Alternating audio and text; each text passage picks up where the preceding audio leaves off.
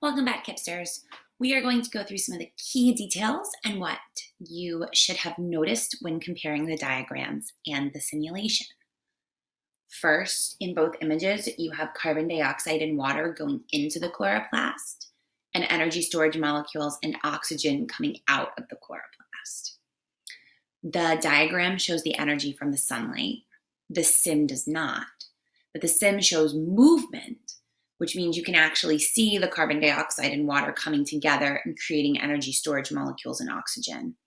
And the diagram doesn't show that movement. So you think that happens probably, but you don't really know for sure because you can't see it in the same level of detail.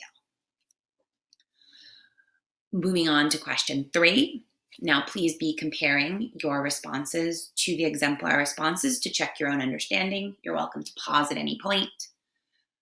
Carbon is a part of abiotic matter in carbon dioxide, and carbon is a part of biotic matter in energy storage molecules. And that shift from abiotic to biotic matter for the carbon is really important. So hold that thought.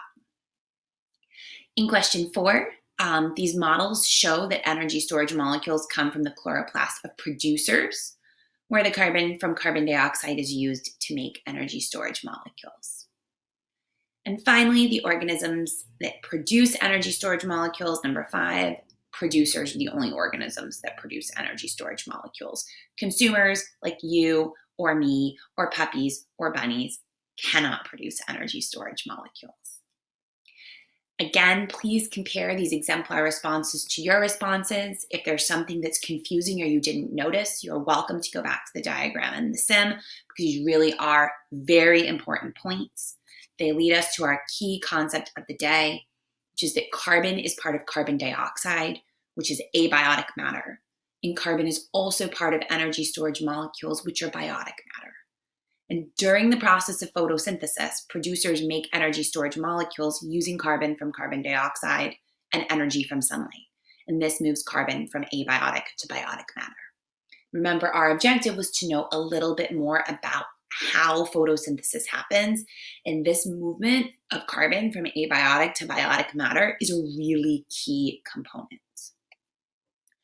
Okay, we are at task number 6, a stop and jot. You are going back to that caption that you wrote at the beginning of this lesson, and you are going to revise it using anything you learned from diagrams, from sims, from previous readings.